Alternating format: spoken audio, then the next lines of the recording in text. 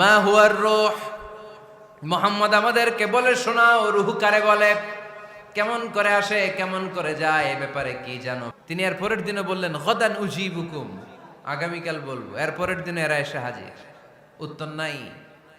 আল্লাহর হাবিব সাল্লাল্লাহু আলাইহি ওয়াসাল্লাম আবারও বললেন গাদান উজিবুকুম, আগামীকাল বলবো। এর পরের দিনে এরা এসে হাজির। এরকম একদিন, 2 দিন, 3 দিন নয়, টানা 15 দিন আল্লাহর হাবিব সাল্লাল্লাহু আলাইহি ওয়াসাল্লামের প্রশ্নগুলোর উত্তর করতে পারেন নাই।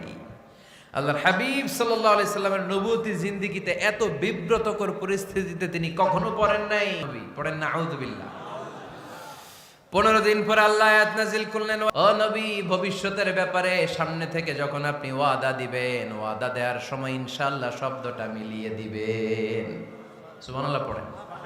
আল্লাহর হাবিব সাল্লাল্লাহু আলাইহি সাল্লামকে শিখানোর মধ্য দিয়ে গোটা উম্মাহকে আল্লাহ শিখাইয়ে দিলেন যে ভবিষ্যতের কমিটমেন্ট যখন দিব, প্রমিস যখন দিব, প্রমিস দেওয়ার সময় কি বলবো?